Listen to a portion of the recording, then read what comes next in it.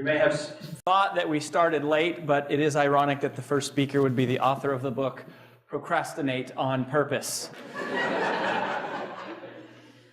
How is it that we have more tips and tricks, tools and technology, calendars and checklists than ever before, and yet we still always seem to be behind? How is it that we work longer hours? We're moving faster than we've ever moved in history, and yet we never seem to be caught up? How is it that we know more about time management today, and yet stress is at an all-time high? The reason why is because everything you know about time management is wrong. I first started to realize this a couple years ago. It was early on a Saturday morning. I was at my business partner's house, and I was picking him up for a very important international leader planning retreat. And he has this 2-year-old baby girl named Haven. And Haven is the sweetest little thing you can imagine. She has curly brown hair and these sweet, soft brown eyes. And we live in Nashville, so she has a little southern accent that's developing. And as I'm picking up Dustin and we're about to leave, Haven comes sprinting down the hallway. And she leaps and she latches on to Dustin's leg. And she says, "Daddy, where are you going?" And he looks down at her and he says, "Oh, I'm sorry, baby Haven. Daddy actually has to go to work today." And she looks up at him and her eyes well up with tears. And she says, "No, Daddy. Please, no work today. No work, Daddy." And in that moment, I realized two things. The first is that I myself am not ready to have kids just yet. The second is that even though everything that you've ever heard about time management is all logical, tips and tricks, tools and technology, calendars and checklists, it's apps, it's all logic. What I realized in that moment from a 2-year-old is that today time management is no longer just logical. Today, time management is emotional. And how our feelings of guilt and fear and worry and anxiety and frustration, those things dictate how we choose to spend our time as much as anything that's in our calendar or on our to-do list. In fact, there is no such thing as time management. You can't manage time. Time continues on whether we like it or not. So there is no such thing as time management. Really, there is only self-management. Well, that was the first big realization that I had. In order for you to understand the second, I want to take you on a quick history of time management theory. And that really began in the late 50s and 60s. And it came during the Industrial Revolution. And early time management thought was all about, it was one-dimensional. And it was all based on efficiency. And the idea with efficiency was that if we could develop tools and technology to help us do things faster, then theoretically that would give us more time. Well, there's nothing wrong with efficiency. All things being equal, efficiency is better. And yet, there is an unfortunate limitation to efficiency as a strategy for time management. And it's evidenced very well by the fact that we all carry around miniature computers in our pockets, and yet somehow we're still never caught up. Well, in the late 80s, Era 2 time management thinking emerged. I feel like it was pretty much single-handedly ushered in by the late, great Dr. Stephen Covey. And Dr. Covey introduced what we are referring to as two-dimensional thinking. He gave us something called the time management matrix, where the x-axis was urgency and the y-axis was importance. And the beauty about this was that it gave us a system for scoring our tasks. And then based on how they scored in these two areas, we could prioritize tasks one in front of the other. Prioritizing is all about focusing first on what matters most. And for the last 20 years, this has really been the pervasive mode of thinking as it relates to time management theory. And it's not that there's anything wrong with prioritizing. In fact, prioritizing is as valuable a skill today as it ever has been in history. And yet, even though we throw that word around like it's the end-all be-all to time management theory, right? We say, get your priorities in order. Or it's just, you don't have the right priorities. Well, unfortunately, maybe that's not really the case. Because there is a massive limitation to prioritizing that nobody ever talks about, and that is this. There's nothing about prioritizing that creates more time. All prioritizing does is take item number 7 on your to-do list and it bumps it up to number 1, which is valuable in and of itself, but it doesn't do anything inherently to create more time, and it does nothing to help you accomplish the other items on your to-do list. I mean, if you think about efficiency is kind of like running on a hamster wheel. And if you think of prioritizing, it's really about borrowing time from one activity to spend on another. It's kind of like juggling. And that really describes the way that we even talk about time. I'm juggling a lot, or I'm trying to balance a lot. And in that paradigm, there's only 2 strategies. One is to do things faster or to do more things. And that is what the world kind of feels like, right? How does it feel to know that really all we are is a bunch of juggling hamsters sprinting towards an inevitable crash landing? You cannot solve today's time management problems with yesterday's time management thinking. What we've noticed is the emergence of a new type of thinker, somebody that we refer to as a multiplier. And multipliers use what we call 3-dimensional thinking. While most people only make decisions based on urgency and importance, multipliers are making a third calculation, which is based on significance. And if urgency is how soon does something matter, and importance is how much does it matter, then significance is how long is it going to matter. It's a completely different paradigm. It's adding on to what is there. It's in with the old, but it's also in with the new, because most of us, if you think about the modern day to-do list, which is one of the key strategies or tools that we have, we ask ourselves when we assemble our to-do list, we say, what's the most important thing I can do today? But that is not how multipliers think. Multipliers instead ask the question, what can I do today that would make tomorrow better? What can I do right now that would make the future better? They're making the significance calculation. See, when I say multiply your time, that might sound a little bit superfluous. It might sound like an over-exaggeration, but it really is not. Now, while it is true that we all have the same amount of time inside of one day, 24 hours, 1,440 minutes, 86,400 seconds. And there's nothing that any of us can do to create more time in one day, but that's exactly the problem. That type of thinking is the problem. What we have to do is break out of that paradigm and instead think about tomorrow. And that brings us to the premise for how you multiply time. The way that you multiply time is simple. You multiply your time by giving yourself the emotional permission to spend time on things today that give you more time tomorrow. That's the significance calculation. You multiply time by giving yourself the emotional permission to spend time on things today that create more time tomorrow. The significance calculation changes everything.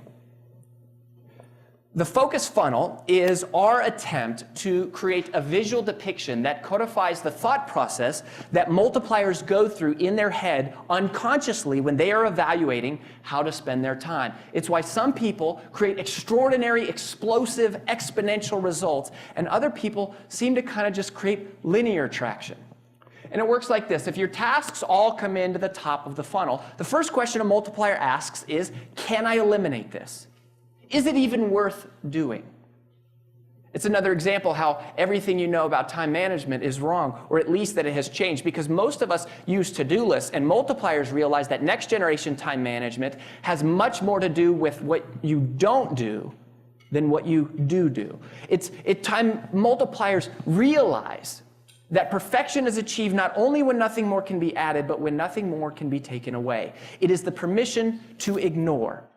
Because anything that we say no to today creates more time for us tomorrow. The challenge emotionally is that we struggle with guilt, and we struggle with wanting to say no, but really feeling like we have to say yes. And so we go through life trying to never say no. And in one of the interviews I conducted with the multiplier, they said something that changed my life. They said, Rory, it's futile to go through life trying to never say no. What you have to realize is that you are always saying no to something. Because anytime you say yes to one thing, you are simultaneously saying no to an infinite number of others. If you can't eliminate the task, the next question is, can I automate the task? Anything that I create a process for today saves me time tomorrow. It's like setting up online bill pay. I never have 2 hours in my day to set up online bill pay. I just don't have time. And if I had 2 hours in my day, I would never use it to set up online bill pay. But a multiplier realizes that if I save 30 minutes a month from paying my bills by setting up online bill pay, then it makes sense to invest those 2 hours, because then after just 4 months' time, I will have broken even on that investment. And every month thereafter, I will get something we call ROTI, return on time invested. Automation is to your time exactly what compounding interest is to your money. Just like compounding interest takes money and it makes money into more money, automation takes time and it makes it into more time.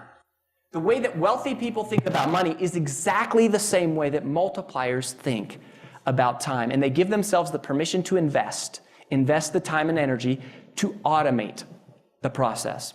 If it can't be automated, then the next question is, can it be delegated? Can I teach someone else how to do this? I'm reminded of a time when I was 7 years old, and I'll never forget, I was in the car with my mom, and I hit her with this question. I said, "Mom, do I have a dad?" And as you might imagine, that was a pretty difficult question for a single mother to navigate with her 7-year-old. And it was the first time that my mom told me her life story. She was pregnant at 17, divorced a couple years later, pregnant again at 22, and then she was divorced from my biological father 6 months after I was born. So there she was, 22 years old, single mom, no high school education. And she explained to me, she said, "Rory, I decided at that point that I would never have a man in my life because I haven't had good luck with men. And we may not have a lot, and we may not have a dad, but we're going to have love." And so we went back and forth for a little while, and I said, "Well, you know, Mom, I love our family. I really do. I love our family, but I think it would be really cool to have a dad." And so she said, "Well, I'll tell you what, honey, if you want a dad, then why don't you go out and find yourself a good dad?" What kind of crap is that? It just so happened that that was my first day at a new Shaolin Kung Fu center, and I had been studying martial arts since I was 5, and so they put me in this all-adult school to be a little more advanced. And there was another gentleman who walked in. It was his first day also, but this guy was much older than me. He had long hair and tattoos all up and down his arm and leather jacket, and he came in on a motorcycle. And this guy was about the scariest dude you can imagine if you're 7 years old, and he gets paired up as my sparring partner. His name was Kevin. He turned out to be pretty nice. Well, we started to advance through the belt levels together, and so Kevin started bringing me home from class every once in a while. Then before you know it, Kevin came over on the weekends, and we would practice our forms. And then we caught a movie, and then before long, Mom came with us to the movies, and so it was the 3 of us that were going to movies together. And I'll never forget the first time the 2 of them went to a movie without me.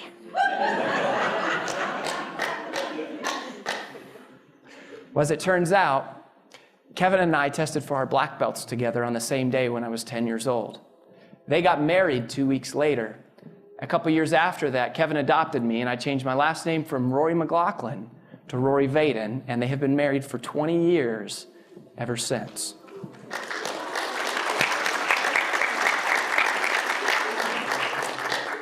And the point of that story is that you can delegate anything. But if you ask the average person, you said, "Are there things you know you could be delegating to somebody else?" We would say yes. But then you say, "Well, why don't you train someone else to do it?" And what most of us would say is we say, "Well, because they just can't do it as well as I can." And that may be true once, maybe twice, but it is only true absent the significance calculation. Because if you think longer term, you realize they'll be able to master the task just like you were. Significance changes everything.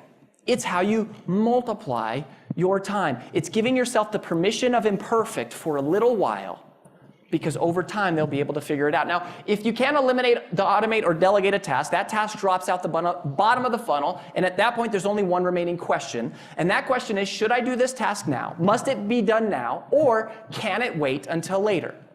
If the task must be done now, then that's what we call concentrate. It's the permission to protect. All right, the permission to protect. It's all about focus and eliminating distractions. And honestly, there's nothing all that exciting or new there. However, if you ask the question, can this wait until later? And you decide that the answer is yes, then that's not eliminate, automate, or delegate. That is what we call procrastinate on purpose. Procrastinate on purpose. Now, you're not going to procrastinate on it forever. You're going to pop that activity back to the top of the funnel, at which point it will enter into a holding pattern where it will cycle through the focus funnel until inevitably, one day, eventually, one of the other 4 strategies will be executed on whatever that task is. And what you find is that if something can continually wait, often what happens is you eventually develop the courage to do what you should have done in the first place, which was eliminate it. Or you discover a system for how to automate it, or someone rises up to the call of leadership. They rise up to the occasion, and it ends up being delegated. Or it ends up becoming something that is significant enough for you to spend your time on. A lot of people say, well, Rory, wait a minute. In the Take the Stairs book, right? In Take the Stairs, you said procrastination was the killer of all success. You said procrastination was the most expensive invisible cost in business today. You said procrastination is the foundation of all mediocrity. And now you're telling us to procrastinate on purpose? And yes, that is what I said, and it's exactly true how I said it. But there's a major distinction to realize, and that is there's a difference in procrastinating. There's a difference in waiting to do something that we know we should be doing that we don't feel like doing, versus waiting to do something because we're deciding that now is not the right time. Waiting to do something that we know we should do but we don't feel like doing, that's procrastination. That's the killer of all success. But waiting to do something because we're deciding intentionally that now is not the right time, that isn't procrastination. That isn't the killer of success. That's a virtue. And it's an art form that the world really needs, which is patience. The patience to put off the insignificant things, like checking email 24 hours a day, 7 days a week. You multiply your time by giving yourself the emotional permission to spend time on things today that create more time tomorrow. And regardless of your religious affiliation or your spiritual beliefs, hopefully you'll have an appreciation for the way that Scripture says the world was created. And in Genesis, God has created this perfect world. And it says something amazing, that we're created in His image. And then in Genesis chapter 1, verse 28, He gives the first command to all of humanity. And what is that command? Thou shalt have no other gods before me? No. Is it love thy neighbor as thyself? No. God's first command to all of humanity, be fruitful and multiply. Thank you very much.